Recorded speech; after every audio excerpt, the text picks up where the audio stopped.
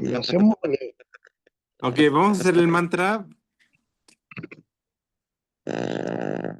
Voy a compartir la pantalla para que me sigan.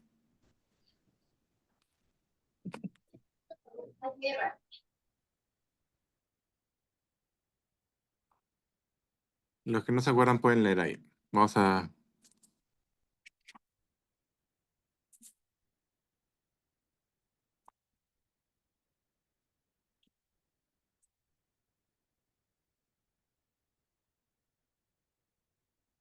Ya, ¿alguien quiere leer? Leemos todos ahí.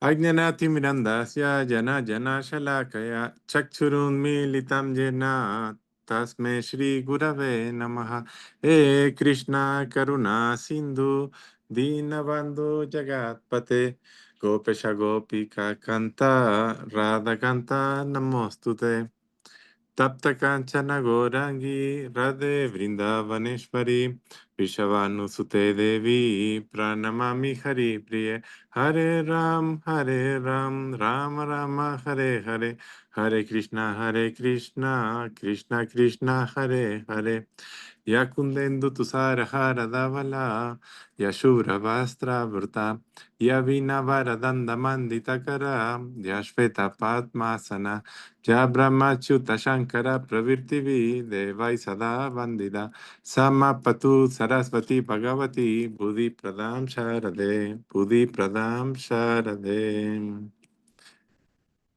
Ahora sí empezamos. ahora sí. Sí, léete ahora el primer verso del capítulo 12. Ok, listo. Primer verso, no el de introducción, el primer verso. Ya te lo El leo. primer verso de... Sí. Ya, listo. Arjuna dice, entre los devotos que le veneran, que te veneran, los que meditan en ti de la manera descrita y aquellos que contemplan eh, tu aspecto imperecedero, impersonal, ¿quién es superior? Ya. Hasta ahí, life has stopped due to you have stopped live broadcast. Ok. Ya, a ver, ¿ustedes qué piensan de esto?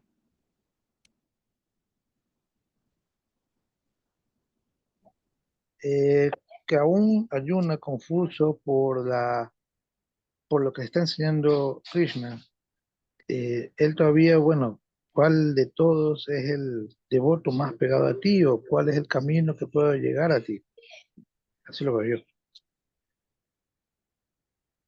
¿Cómo se relaciona esto con el capítulo anterior?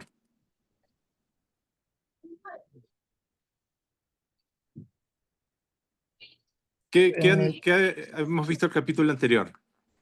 El 11. la supremacía del bhakti, el bhakti de devoción, o sea, perdón, el yoga de la devoción, ¿ya? ¿Alguien más quiere comentar del 11? Que tenga, aparte de Ronald.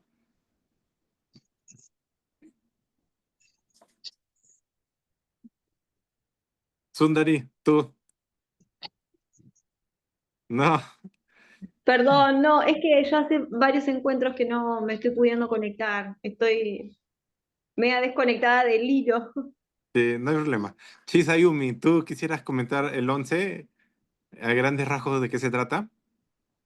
No, la verdad es que primera vez que me conecto, no he podido conectarme antes tampoco. Ah, ya. Bueno, el capítulo 11 se Bueno, llama Vishvarupa Darshana Yoga. Vishvarupa es forma cósmica, Darshana es la visión de la forma cósmica y es yoga, ¿no? Ese yoga es la conexión con la divinidad a través de la forma cósmica, del darshan, de la visión de la forma cósmica, ¿no? Entonces, en el capítulo 11, ¿qué pasa? Arjuna quiere ver a Krishna, pero no como persona, quiere ver la forma divina trascendental, que, no, que está más allá de lo que los sentidos ven estando en este cuerpo que estamos, ¿no? O sea, nuestros sentidos ven la realidad de una forma, pero Arjuna le pide a Krishna que lo quiere ver en su forma cósmica, ¿no? O sea, trascendental. Entonces ahí Krishna le da la visión divina para que puedan ver qué es Krishna más allá, ¿no? O sea, cuál es la forma, cuál es la conexión de él con Dios y cómo es la forma de Dios o sea, de decirlo de una forma, ¿no? Entonces él ahí dice que tiene un montón de bocas, toda la gente entran a él y salen, ¿no? Mira, vamos a poner algunas.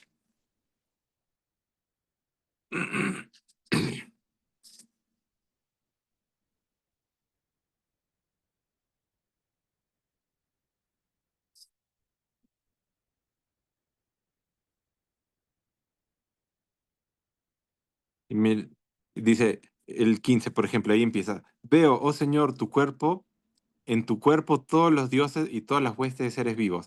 Está Brahman sentado en tu loto, Shiva y los sabios y las serpientes celestiales. Con tus innumerables brazos, torsos, bocas y ojos, veo tu forma infinita por todos lados. No hay fin, medio o principio para ti porque tú eres el Señor del universo. El universo es tu cuerpo. Y así continúa, ¿no? Entonces, lo que está describiendo es lo que los sentidos no pueden ver. Esa forma de Dios que los sentidos no pueden ver y Krishna siendo, o sea, una encarnación de Dios, ¿no? O un representante de Dios, como quieran verlo. Entonces él dice, mira, eso también soy yo, ¿no? Entonces en el 11 le dice, Arjuna quiere conocer eso y Krishna le dice, mira, eso también soy yo, te voy a dar la visión cósmica, la visión divina para que puedas ver esa parte mía, ¿no? Como encarnación de Dios. Entonces, ahora en el 12 empezamos con eso. Dice, entre los devotos que te veneran y los que meditan en ti de la manera descrita, aquellos que contemplan tu aspecto imperecedero e impersonal, ¿quién es superior? Entonces dice, hay dos, ¿no? Entre los devotos, uno, que te veneran, los que meditan en ti de la manera descrita, es por un lado, y aquellos que contemplan tu aspecto imperecedero e impersonal. Entonces, la manera descrita, estamos hablando de la forma personal de Dios, ¿no? Que puede ser Krishna, puede ser un maestro, puede ser un gurú, un sadgurú. eh, Son personas que están en conexión con Dios, ¿no? Personas iluminadas y que son representantes o encarnaciones parciales o completas de Dios, ¿no? Entonces, esa es una forma de verlo y los sentidos lo pueden ver a través de una forma física, ¿no? Entonces, eso sería los devotos que te veneran y los que meditan en ti de la manera escrita. Y por otro lado, aquellos que contemplan tu aspecto imperecedero e impersonal, ¿no? Entonces, hay otras personas que no son personalistas, ¿no? O sea, son en la rama, por ejemplo, de las sampradayas que se crearon, la primera, la de Adi Shankaracharya, era así Advaita, ¿no? Es no personalista, impersonales, ¿no? Entonces ellos adoran a Dios de esa forma, de esa conexión con, por decirlo, como con la energía, ¿no? O a través del corazón, a través del amor que uno siente, pero no a través de una forma física, ¿no? Entonces, los budistas también son impersonales, ¿no? Impersonalistas.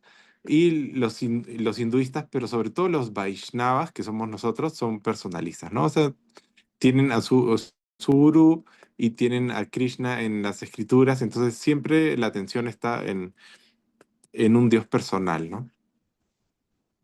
Entonces, eso le pregunta a Arjuna, ¿qué es mejor? ¿Qué es más fácil, ¿no? Contemplarte de esa forma personal o de la forma impersonal, ¿no? Ese es como que el resumen de esta pregunta, ¿no? Que él hace. Entonces Krishna le responde en el verso 2 y 3 y 5, 4 y 5. ¿Quién quiere leer esos versos?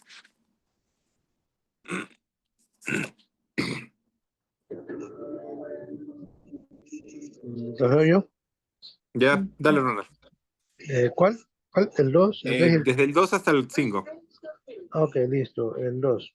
El Señor Krishna dice, en mi opinión, quienes están siempre absortos en mí con con esta fuerte fe y venerándome, veneran mi forma personal con, con mentes centradas, están en el camino más elevado. El 3. Pero aquellos que contemplan el aspecto imperecedero, indefinible, no manifiesto, omnipresente, inconcebible, trascendente, inmutable, inamovible, impersonal de la verdad, habiendo sometido todos sus sentidos, permaneciendo ecuánimes y comprometidos con el bienestar de todos los seres, ellos también finalmente vienen a mí. El 5. Sin embargo, o mayor, perdón, es mayor, es mayor la dificultad para aquellos cuyas mentes están unidas a la verdad impersonal. Para quienes están encarnados, ese camino está lleno de sufrimientos. Y ahí vamos a comentar de ese último párrafo, la parte de es mayor la dificultad para para aquellos cuyas mentes están unidas a la verdad impersonal. Ese punto hay que comentarlo. Si puedes, empieza tú, Ronald, y de ahí seguimos con los demás. ¿Por qué piensan que es más difícil? Eh, para mí, porque ven como en un cosmos sin forma, como en algo a la cual no lo pueden observar. Es como que no tengas la foto de alguien que ya no está, que ya partió, por así decirlo, un familiar que no tenga su foto, entonces nunca lo vas a conocer, nunca lo vas a visualizar. Entonces si lo ves, si lo concibes en tu mente, se te hace más cercano. ¿Está Sí lo bien? ves. Sundari, ¿tú qué piensas? Yo pienso que es más difícil conectar con la fe cuando es sin forma, impersonal. Como que a veces, eh, como, no sé, como que genera un poco de desilusión si todo, no sé, si no está apoyado en una imagen que uno como puede ser más amigable y uno puede dialogar, no sé, como que me parece que esa forma es, a mí particularmente me cuesta encontrar la fe, la esperanza, eso. No como algo malo, lo digo, hay personas que Sí, por sí. ahí en su camino les resulta y otros que necesitamos otra forma. Chisayumi, a ver, gracias, Sundari. Chisayumi, ¿tú qué piensas? Bueno, yo creo que la parte, o sea, la fe, como dicen, ¿no? En algo que no tiene forma, es algo que desafía tus sentidos y tu mente, ¿no? Pero en mi caso particular, por ejemplo, en mi experiencia, yo conecto más con la no forma que con la forma. O sea, para mí es más fácil, vamos a decirlo entre comillas, entiendo mejor conectarme con la divinidad sin forma, sin nombre, sin nada, que cuando tiene forma. Pero eso es en mi experiencia personal, ¿no?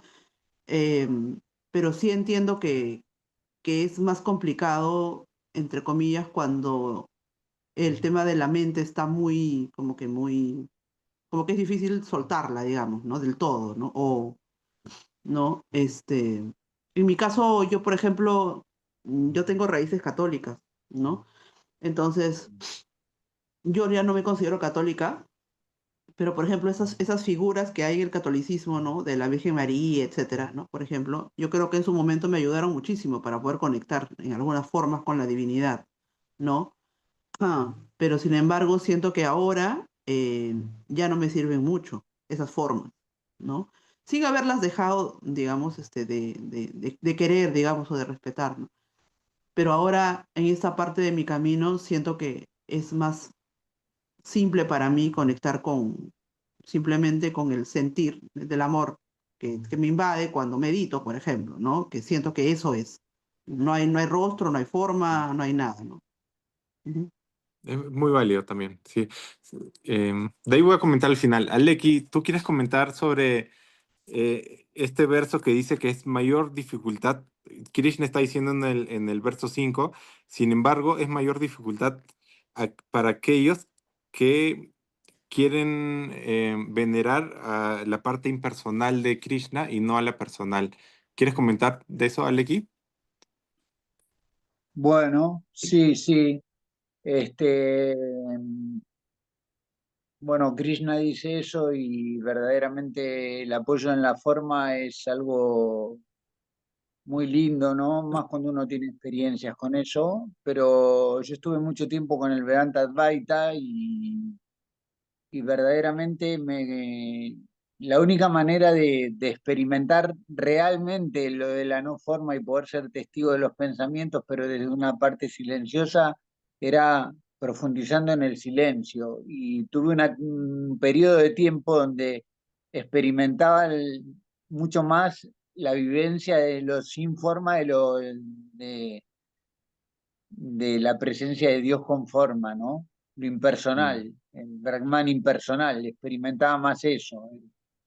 Hay una frase que dice en la India, Ayan Atma Brahman, este yo es Brahman, ¿no? Y se refiere al aspecto impersonal en realidad, no al aspecto de para Brahman como supremo personal, ¿no? Y bueno, yo la verdad que tengo una ambigüedad con eso, es decir, juego con las dos puntas. Es decir, hay etapas donde me conecto con la forma y etapas donde me conecto con los informes. Gracias. Sí. A ver, yo les comento también lo que yo pienso también de esto. Em, si bien Krishna dice que es de mayor dificultad, no significa que tengas que rechazarlo, porque como decía Chisayumi, o sea, si por tu experiencia en el pasado o por tus vidas anteriores tal vez tienes una inclinación hacia esa conexión con Dios en el corazón, ¿no? Porque dicen que hay tres formas de percibir a Dios, ¿no? En el Paramatma, en el corazón, en el Bhagavan, que es la forma física como un gurú o como Krishna, y y en el Brahman, que es en el exterior, ¿no? O sea, uno se pone a rezar y de la nada en el día pasa algo sin pensarlo que una persona totalmente desconocida viene y responde tu pregunta, ¿no? Entonces, hay esas tres formas de percibir a Dios y la forma es muy válida y tal vez Krishna dice que es más fácil porque como las personas están acostumbradas a usar los sentidos, la única forma de ver inicialmente es a través de los sentidos. Entonces, si no han desarrollado un poco más esa conexión con Dios, va a ser difícil que lo sientan o si no rezan, por ejemplo, y les pasan cosas después en el día, ¿no? A raíz de ese rezo que han tenido, tampoco lo van a poder ver en el Brahman. Entonces, si no lo ven en el Brahman y no han podido sentirlo en el corazón, dice que hay muchas personas que solo le queda la parte de los sentidos, ¿no? O sea, y a través de los sentidos, la vista, por ejemplo, es conocer una persona física, ayuda en ese caso, ¿no? A los sentidos. Pero hay otras personas, por ejemplo, que pueden sentirlo en su corazón, pueden sentirlo en el Brahman, ¿no? En que está ahí bien presente. Entonces también es muy válido y sobre todo lo más importante creo es ser sincero, ¿no? Por ejemplo, algunas personas leen esto y dicen, ah, ya, es muy difícil, entonces Krishna lo dice, entonces lo dejo, ¿no? Pero lo importante es que ustedes escuchen a su corazón y sientan cómo ustedes sinceramente se están pudiendo conectar, ¿no? Y si la forma Advaita impersonal es lo que más resuena con ustedes, es muy válido y no tienen por qué forzarse a hacer algo que no va con ustedes, porque si fuerzan algo, no les va a ir bien tampoco, ¿no? Esa es mi interpretación, ¿no? Y bueno, para las personas que no han desarrollado mucho, es más fácil, dice Krishna, porque a la hora de tener los sentidos puestos en algo, es más fácil que tratar de conectarse con algo que no tiene una forma que los sentidos puedan verla, ¿no? Entonces, al no ver por los sentidos, el anclarte, al final tenemos que anclarnos en Dios en cualquier forma, ¿no? Entonces, los sentidos ayudan a que te ancles más fácil porque puedes, esa información puede entrar a través de la vista, a través del oído, a través de las cosas. En cambio, de lo que no ves, puede ser un poco más difícil porque no, ¿cómo anclas esa emoción, ese sentimiento, esa conexión con Dios sin utilizar los sentidos, ¿no? Entonces, yo creo que eso es un poco lo que trata de decir, ¿no? Krishna. Esta parte es muy, muy bonita, muy importante y es importante ser sinceros con uno mismo sobre esto, ¿no? Porque hay muchas religiones impersonalistas y muchas religiones personalistas, ¿no? Entonces, es bueno eso. Por algo hay, ¿no? Si hay es porque hay gente que se conecta a través de estas otras religiones, ¿no? Voy a leer el siguiente capítulo, 6 y 7. Pero para aquellos que me aman y me entregan todas sus acciones y me veneran con devoción exclusiva, fijan su mente solo en mí. Para esas personas, Arjuna, tienen sus conciencias ocupadas de esta forma. Rápidamente los libero del océano de nacimiento y muerte. Una vez que, regresando un poco, una vez que anclan su mente en Dios a través de la forma de Krishna, él y tienen sus conciencias ocupadas de esa forma, rápidamente él los libera del nacimiento y muerte. O sea, es anclar la mente, es un foco sin desviaciones en Dios, ¿no? En la forma de Krishna, él está diciendo, ¿no? Si de esa forma personal, si anclan su mente en Krishna y lo tienen presente en cada cosa que hacen, él los libera, ¿no? Lo importante es esa ancla, esa conciencia, esa ancla y ese pensamiento fijo y estar consciente de él en todo momento, ¿no? Ahora, tenemos una serie de pasos para la devoción, ¿no? Que es del 8 al 12 y pone como un poco grados de qué tan, qué tan, qué tan avanzada es la práctica que estamos haciendo, ¿no? Entonces, ahí pone una práctica es más avanzada que otra y otra es menos que otra, ¿no? Entonces, ¿alguien quiere leer del 8 al 12? Tal vez Sundari o Leki. Yo leo. Ya, léelo. Sí. Pon tu mente solamente en mí y deja que toda tu comprensión esté absorta en mí. Entonces, sin duda, habitarás en mí. Pero si no puedes centrar tu mente en mí, entonces trata de llegar a mí o Arjuna practicando yoga constantemente. Pero si no puedes practicar yoga, entonces dedícate a servirme, porque incluso dedicando tus acciones a mí, alcanzarás la perfección. Pero si no puedes ni siquiera actuar recordándome, entonces para ganar autocontrol renuncia a los frutos de cada acción. El conocimiento es mucho mejor que la simple práctica. La meditación es mejor que el conocimiento y renunciar a los frutos de las acciones es mejor que la meditación. De tal renuncia aparece inmediatamente la paz. Ya, entonces, para entender esto, lo más elevado es el número 8, después el 9, después el 10, después el 11, y luego en el 12 lo ponen al revés. En el 12 tienen 3 puntos, que es el conocimiento, que es la simple práctica, la meditación y renunciar a los frutos de la acción, que es el 12, el 11. Entonces, el 12 empieza, lo más bajo de todo sería la práctica, la simple práctica. De ahí sigue el conocimiento, de ahí sigue la meditación, que es mejor que el conocimiento, luego sigue renunciar a los frutos de la acción, que es el 11. De ahí sigue actuar recordándolo. Más alto que eso es practicar este yoga, más alto es centrar la mente en él y más alto sería poner la mente solamente en él y estar absorto en él. Ese sería el 8, ¿no? El más alto. Entonces, ¿entendieron está un poco confuso el 12 porque empezamos de lo más alto en el 8, vamos bajando, bajando hasta el 11 y luego en el 12 empieza de lo más bajo y empieza a subir, subir y la parte final del 12 es lo mismo que el 11, ¿no? ¿Entienden eso o no? ¿Sí?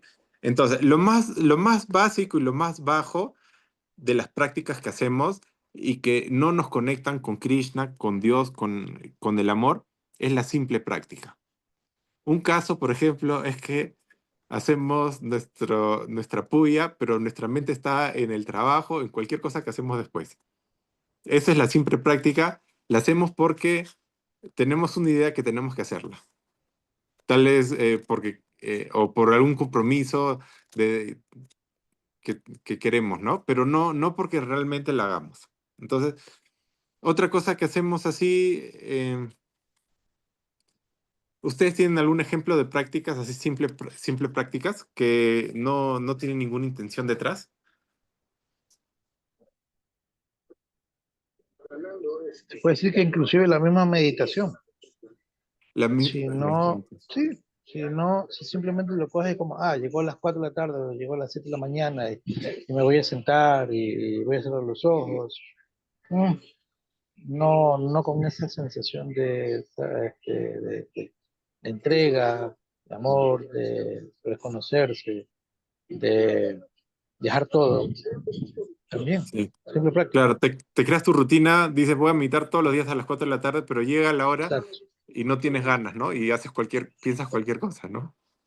exacto. ¿Alguien más? ¿Algún ejemplo de simple práctica? No, yo coincido también.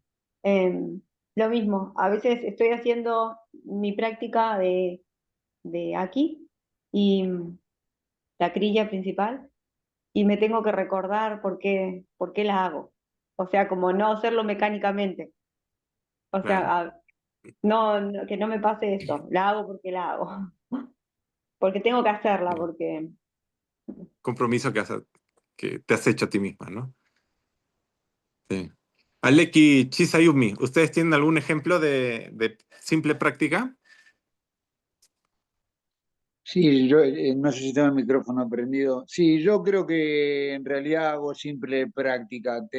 En mi corazón tengo un anhelo más profundo, pero en definitiva es una simple práctica. Inclusive yo tomé hace muy poco aquí el fin de semana pasado y tengo que estar con el manual todo el tiempo revisando porque mi mente se dispersa y o hago la técnica mal o tengo que estar constatando constantemente y algunas técnicas directamente no me salen.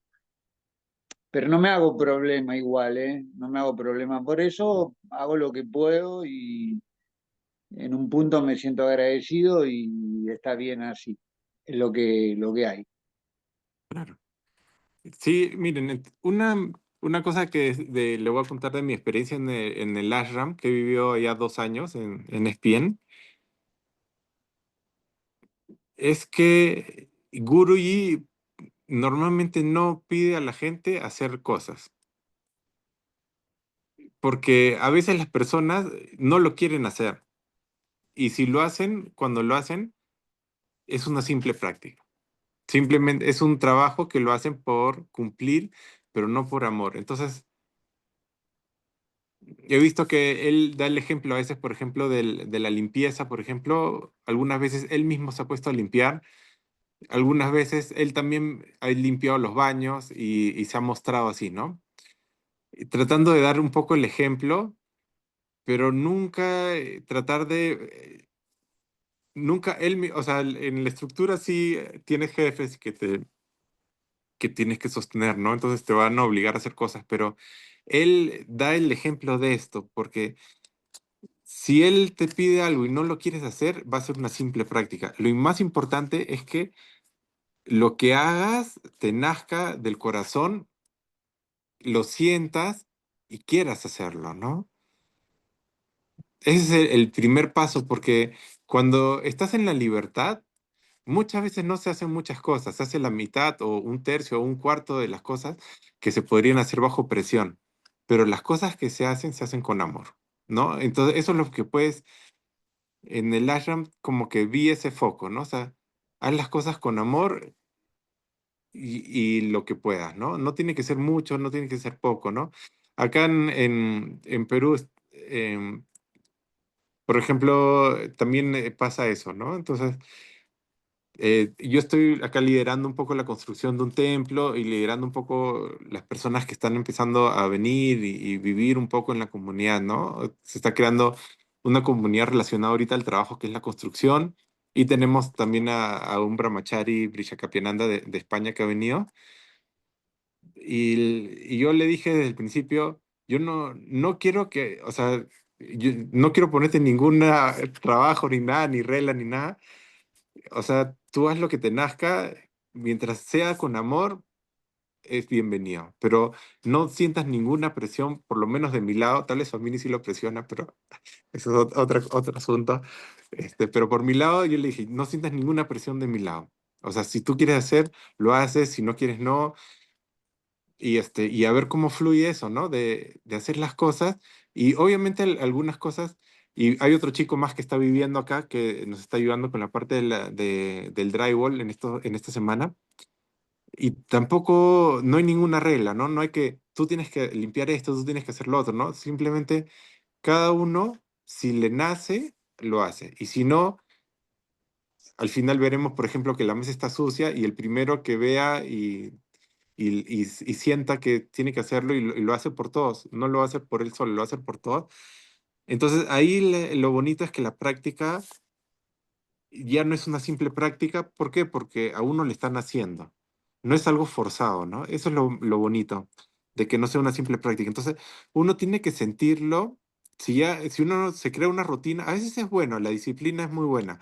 Guru y habla de la disciplina como algo bueno, y buenos hábitos crean una conciencia también en el tiempo, ¿no? Y también por otro lado está el hecho de sentirlo, ¿no? No forzarlo. Entonces ahí hay un balance que es muy difícil que alguien te diga qué es lo correcto, ¿no? Tú tienes que sentir si es que para ti qué tan correcto es una o la otra. Si la rutina está bien, seguir la rutina, por más de que tu mente está en otro lado y no te interesa realmente, o tal vez piensas, no, sí, la rutina tal vez esta me está haciendo algo bien, entonces vale la pena esforzarme un poco más, ¿no? Pero ustedes tienen que sentirlo, esta parte de la simple práctica, ¿no? Bueno, de la simple práctica es lo más bajo. De ahí sigue el conocimiento. Del conocimiento más elevado es, ¿qué significa el conocimiento? Ese es el Bhagavad Gita. Lo que estamos haciendo ahorita es el conocimiento. El Bhagavad Gita te dice muchas cosas, ¿no? Te dice, por ejemplo, Karma Yoga. Te habla el capítulo 3 del Karma Yoga. ¿Qué significa el Karma Yoga? Nuestra mente está volando por todos lados y tenemos que centrarla porque las cosas donde está nuestra mente son negativas y nosotros no queremos eso. Por ejemplo, las adicciones, puede ser el cigarro, puede ser la comida, puede ser... Entonces, Krishna, ¿qué te dice? Mira, ponte a trabajar y a la hora de estar ocupado, tu mente también va a estar ocupada en eso y no va a estar pensando en las cosas negativas, ¿no? Entonces, eso es conocimiento. El Bhagavad Gita te da conocimiento para cómo avanzar, cómo seguir avanzando en esta vida, ¿no? Dice, más elevado que el conocimiento es la meditación. Meditación es sentir un poco lo que estás haciendo. Ya no solo pensar, esto es correcto, tengo que hacer esto, sino también sentirlo. Normalmente cuando ya entras en meditación, la vida misma te da un poquito más de tiempo. Ya no tienes tanto karma yoga, tanta acción, sino te da un poquito más de tiempo para que puedas pensar y reflexionar sobre las cosas que estás haciendo, si lo sientes en tu corazón o no lo sientes en tu corazón, lo que has hecho, las actividades, ¿no? Después de la meditación es la renuncia a los frutos de la acción. Entonces, ya meditando, sintiendo, tienes esa experiencia de que cuando uno hace las cosas incondicionalmente, como dice acá, renunciar a los frutos de la acción, entonces eso te da esa alegría y esa conexión en el corazón, ¿no? Entonces, esa meditación ayuda a entender de que uno debe renunciar a los frutos de la acción porque esa incondicionalidad la empiezas a sentir, ¿no? Ya no porque lo piensas, ¿no? El conocimiento, sino estás más elevado, ya lo sentiste en la meditación y de ahí renuncias a los frutos, ¿no? Entonces haces las cosas no para ti. Normalmente quieres cosas, ¿no? Quieres trabajar para obtener cosas, pero después ya entras en ese estado más desapegado, ¿no? En que renuncias para poder sentir más este amor y no tanto estar en el exterior, ¿no? Y después vamos al 10 que es actuar recordándolo a Krishna. Entonces, tener la conciencia y la mente en Krishna, ¿no? Recordándolo. El 9 que más elevado, es practicar este yoga. Y de más elevado que el yoga es centrar la mente en Krishna y más elevado es centrar la mente solamente en él y estar absorto en él, que es ya un momento en el que estás pensando solo en él, ¿no? No hay campo en tu mente para deseos, ¿no? Ningún tipo de deseos, sino ya los has trascendido, la conexión con Dios está grande que Él te satisface todo, Él te da todo a través de el Brahman. O sea, uno necesitas algo y eso se cumple. Antes de que lo pidas, ya Dios te lo da. Esa conexión en el que ya te permite estar con tu mente absorta en Él, que es lo más elevado, que es el número 8, ¿no? Y bueno, nosotros estamos en algún momento más altos, en algún momento menos altos, y algún momento hasta en la simple práctica estamos también, y está bien. Es simplemente este conocimiento del Bhagavad Gita nos ayuda a entender de, de cómo estamos haciendo las cosas, ¿no? Si hacemos por la simple práctica, tal vez hay que reflexionar, ¿no? O sea, y tratar de entender un poco, ¿no? Bueno, ahora vamos a pasar a otro bloque que es el del 12 al 20. ¿Alguien quiere leer hasta el 19, del 12 al 19? ¿Alguien que no haya leído? Lee Kichisai. A ver, yo, Ya. del 12, ¿no? Del 13, Ya. perdón. Del 13. Del Ah, ya, 13 ok. al 19. Ok. El 13. La persona que no odia a ningún ser vivo, que es amigable y compasiva con todos, que está libre de los conceptos del yo y mío, que considera el dolor y el placer con ecuanimidad, que es tolerante, está satisfecha, que está constantemente observando, con autocontrol y firmeza en las propias convicciones, y dedica su mente e intelecto a mí, tal devoto es querido por mí. Entonces el 13, el 15, ¿no? Sí, sí. El que perturba al mundo y no es perturbado por el mundo, quien está libre de la alegría y la tristeza, del miedo y de la pasión, él es querido por mí. Aquel que está libre de expectativas, que es puro, habilidoso, imparcial y libre de ansiedad, y que ha renunciado a los logros materiales, él es querido por mí. Aquel que está colmado de devoción hacia mí, que no se regocija ni odia, que no se aflige ni desea, que renuncia tanto a las cosas placenteras como miserables, tal devoto es querido por mí. El que es igual tanto con el enemigo como con el amigo, que ve el honor y la deshonra como iguales, que es indiferente al frío y al calor, al placer y al dolor, que está libre de todos los apegos, quien no se ve afectado ni por el elogio ni por la culpa, y se contenta con cualquier condición, quien no tiene hogar, quien tiene una mente inalterable, quien está dedicado a mí, tal persona es querida por mí. ¿El 20 también? No, el 20 todavía no. Porque Ah, ya, tenemos ok. el 20, em, acá, por ejemplo, es el punto que hemos visto de las prácticas, de la simple práctica más alto es el conocimiento. Entonces, todo este punto es conocimiento que nos está dando el Bhagavad Gita. Conocimiento de cómo tenemos que nosotros afrontar el día a día a las personas que nos rodean, nuestras emociones que vamos sintiendo cada día en cada situación, ¿no? La persona que no odia a ningún ser vivo, ¿no? Por ejemplo, entonces ahí nos está dando conocimiento. Viene un policía, estamos manejando y nos para porque quiere sacarnos plata, ¿no? Entonces uno empieza a odiarle al policía. Entonces, ¿qué nos dice el Bhagavad Gita? No hay que odiarlo.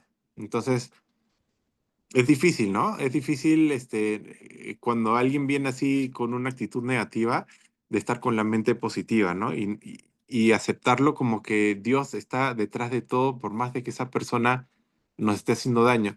Pero al final lo que tienen que entender es que las cosas malas que nos pasan son justamente para reforzar esta conexión con Dios. O sea, si lo empiezan a ver las cosas así, les va a ser mucho más fácil poder ver a Dios en todos lados, tal como lo dice acá. Dice, igual en la deshonra y en la honra, indiferentes ante el frío y el calor, o sea, en los pares de opuestos. Entonces, ver a Dios en los pares de opuestos, pero ¿cómo entrenas a tu mente para verlo en los pares de opuestos si es que no te tocan esas cosas negativas en tu vida? O sea, si te toca solo positivo, es fácil, pero si toca lo negativo, tu mente se va a ir a lo que dice acá, ¿no? No odiar a ningún ser vivo, ¿no? Que es amigable y compasiva con todos. Es ser amigable y compasivo con todos, ¿no? Entonces, ¿cómo llegar a ese punto, ¿no? Entonces, es más fácil verlo de que cuando nos toca algo negativo es Dios el que nos está poniendo esa experiencia para entrenar nuestra mente en verlo a Él, incluso en las experiencias negativas. Es como un entrenamiento, pero si no hay ese entrenamiento, ¿cómo vamos a poder nosotros ser ecuánimes? ¿Cómo vamos a poder tener ese autocontrol, esa firmeza, ¿no? Que dice, esa ecuanimidad, ese estar libres de ese yo y mío, ¿no? Normalmente ese el yo y mío es que hacen que tengamos esos apegos, ¿no? Al yo y el mío, ¿no? A mí me parece de esta forma, ese es el mío, ¿no? Mi forma, ¿no? Entonces, si no es así, entonces me molesto, ¿no? Entonces, acá dice, no estar apegados, estar libre de los conceptos yo y mío. Entonces, una persona te trata mal, te está tratando mal a ti, ¿no? A mí me está tratando mal. Entonces, también no estás libre este es mi cuerpo, este es mi nombre, esta es mi reputación, esta es mi forma y la persona está atacándome, ¿no? Entonces, es difícil que la mente se ponga ahí, pero nos ayuda a por lo menos reflexionar sobre estas cosas, ¿no? Cuando nos pasa algo, podemos reflexionar. Lo que nos pasa no es a nosotros, no es a mí, no es a mi estructura, no, yo ya no estoy apegado a eso y tratar de ser compasivo y amigable con todos, ¿no? Entonces, muchas veces nos olvidamos, o sea, es bien normal que estemos involucrados en la emoción de lo que los gunas, por así decirlo, nos traen, ¿no? Los gunas son como las circunstancias que nos trae la vida y nos enrollamos en eso, ¿no? No estamos con un enfoque de conciencia de espectador, ¿no? Como, ya, estas cosas están pasando, pero yo no soy el que actúa, sino son los gunas que actúan, ¿no? Esto es espectador. Entonces, normalmente nos dejamos llevar y no podemos estar en ese estado, pero en la medida que entrenemos ese estado de espectador, es mucho más fácil poder soltarlo, pero hay que desapegarse, ¿no? La mente se apega a todas las cosas. Entonces, y si estás pegado, te vas a involucrar en la emoción, ¿no? Entonces, por eso esto de acá nos dice un montón de situaciones que nosotros podemos estar, ¿no? El que no le perturba el mundo, el que no es perturbado por el mundo, quien está libre de la alegría y la tristeza, ¿no? Entonces, cuando nosotros nos vemos tristes, por ejemplo, acá nos dice, tienes que estar libre de la tristeza. Entonces, ¿por qué estamos tristes? Hay que reflexionar, ¿no? Hay que reflexionar porque hay que ponernos a meditar. El que no le perturba el mundo y no es perturbado por el mundo. Entonces, el mundo hace los gunas actúan en el mundo, a veces tienes dinero, a veces no, a veces te va bien con tu pareja, a veces no, a veces viene alguien y te hace daño, a veces viene alguien y te trata muy bien. Entonces, el que no le perturba el mundo y no es perturbado por el mundo, ¿no? El mundo sigue su rumbo de acuerdo a los gunas y en la medida que nosotros tengamos ese desapego, vamos a estar más en esto que dicen, ¿no? Aquel que está libre de expectativas, puro, habilidoso, imparcial, ¿no? Y estaremos también, como decía lo que antes habíamos leído de la simple práctica, si subimos, y llegamos a la renuncia a los frutos de la acción, ¿no? Entonces, cuando actuamos y no tenemos esa renuncia, ya no nos perturban las cosas, ¿no? Estamos libres de expectativas, como dice acá, ¿no? En el 16, imparcial, libre de ansiedad, que ha renunciado a los logros materiales, él es querido por mí. Entonces, esas personas que están en ese estado de desapego son queridos por Krishna, ¿no? Son queridos por Dios, por así decirlo, ¿no? Entonces, nos da una dirección. Todo este capítulo nos da una dirección hacia dónde, cómo actuar. Es un buen manual de qué estamos haciendo bien y qué no, ¿no? El 17, ¿no? Aquel que está colmado con devoción hacia mí, te dice, ten devoción hacia Dios.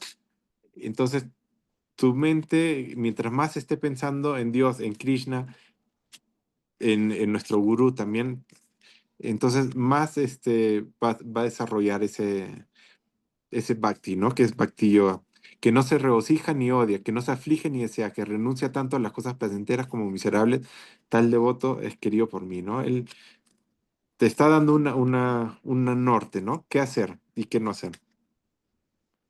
Es difícil ahora. O sea, cómo llegar a ese estado es difícil, ¿no? A veces hablan de que el Bhakti Yoga puede ser muy fácil y también muy difícil. Bhakti Yoga es sentir eso, ¿no? Devoción, colmado por devoción.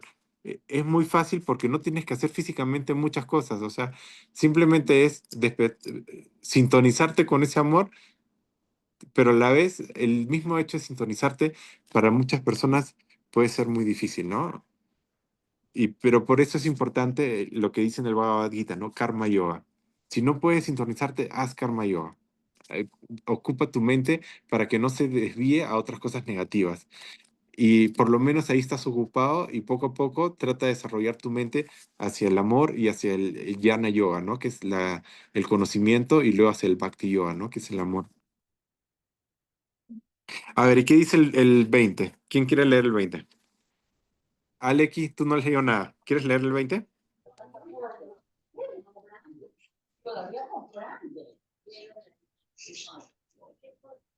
Yo lo leo. Ya, tú léelo, Ronald. Ok. 20. Para aquellos devotos que practican esta enseñanza inmortal con plena fe tal y como es enseñada por mí, y me consideran lo supremo, son extremadamente queridos por mí. Ese es el verso de cierre de este capítulo del Bhakti Yoga.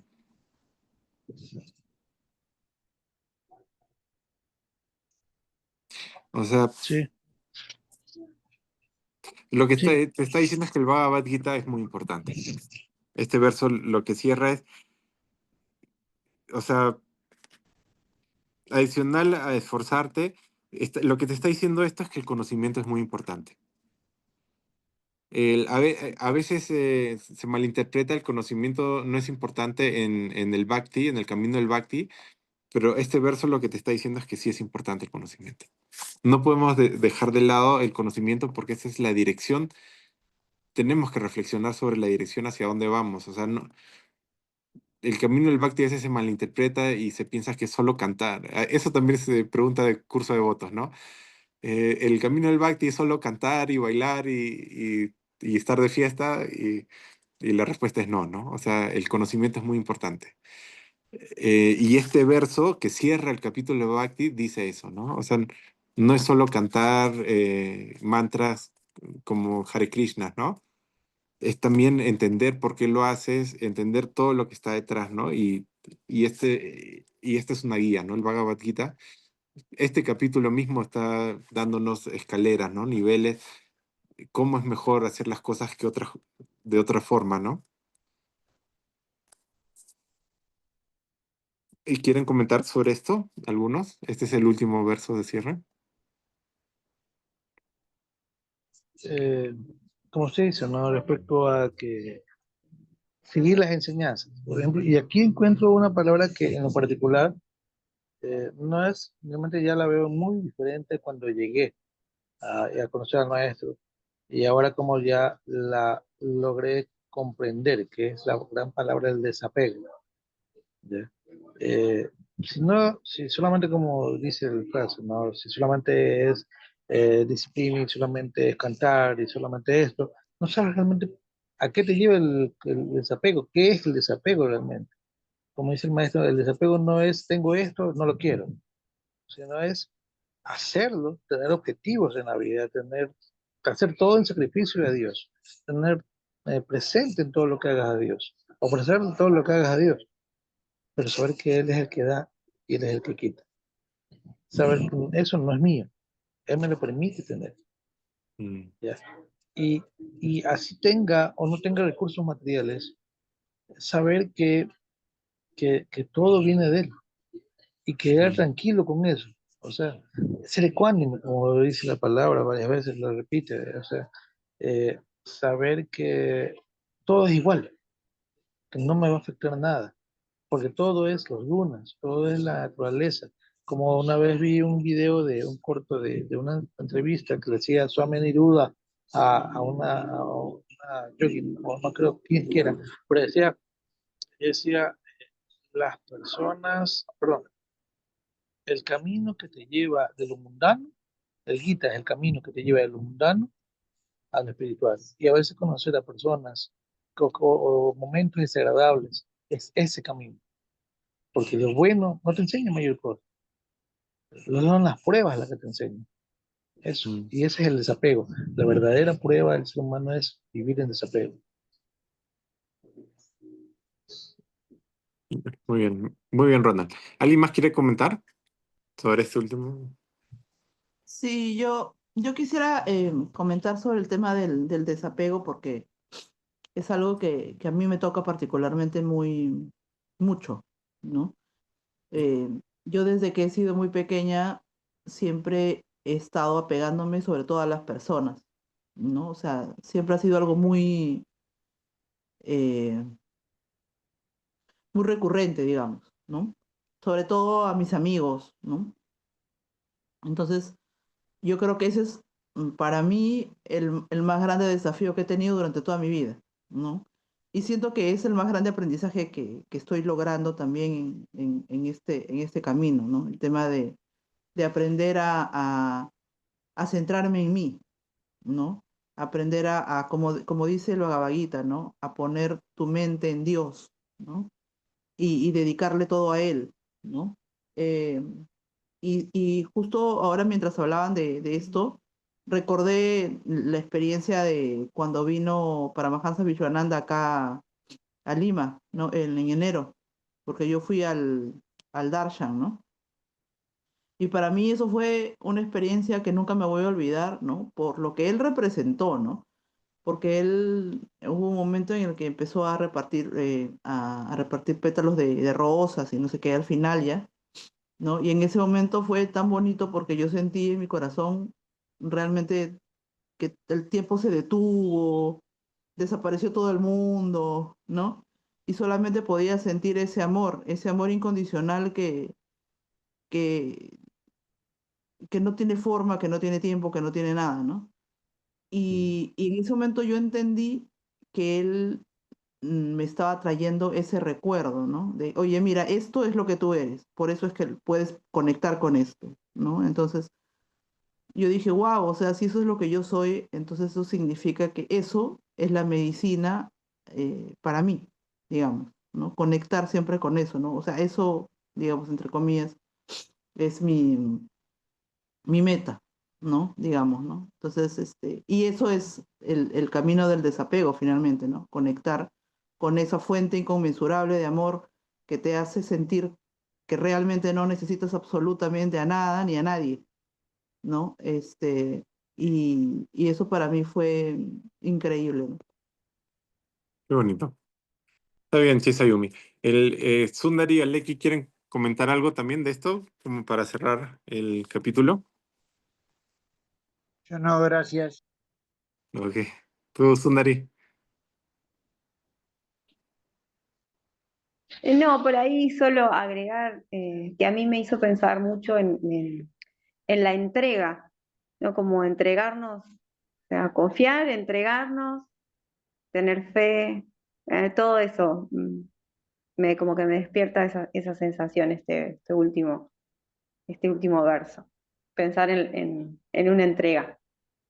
Que no es, que, que una entrega no, digamos, no es fácil que te salga, ¿no? Porque por ahí Sí. uno dice, sí, creo, simpatizo, pero cuando uno se postra, ¿no? Como, no sé, eso también me hace mucho sentido. Lo profundo que está en esa acción, ¿no? De estar a los pies, de entregarse. Es muy lindo. Porque es una conexión, me parece, que trasciende, como decía la compañera, trasciende el tiempo, el espacio, las formas, eso. No. Gracias, Sundari. Bueno, eso de entregarse es el Sharanagati, ¿no? Que está muy presente en Bhakti Marga, que está muy relacionado a la devoción y para tener devoción tienes que entregar, ¿no? Entregar sobre todo tu mente y tus apegos, tus pensamientos, ¿no? Acá en el Bhagavad Gita no hablan de Sharanagati, pero ponen ejemplos de tipos de entrega, ¿no? O sea, justo en este capítulo, ¿no? Libre de apegos, que no se ve afectado por el elogio ni culpa. Eso es entregar tu ser, ¿no? El mío, ¿no? Como dice el yo y el mío. Estar libre del concepto de yo y mío, ¿no? Entonces, a la hora de estar libre es una forma de entregar. En el Sharanagati lo explican muy bonito o sea, tiene como 6 angas de entrega, ¿no? En otro momento, bueno, sí, curso de votos, acá no lo pueden ver más, el Shernadeti, que es hermoso también. Bueno, entonces, con esto vamos a cerrar. Voy a tomar una foto, si pueden, abren sus cámaras y levanten las manos. Chisayumi, tú también. Levanten las manos, Jay Gurudev. Ya, y cerramos ahora. Espero que les haya servido este curso y nos vemos en 2 sesiones, ¿sí? Om Shanti Shanti Shanti Shri Guru Pyo Namaha Hari Om. Muchas gracias. Hasta las 2 sesiones. Gurudev, Jai gracias. Gurudev. Jai Gurudev, gracias.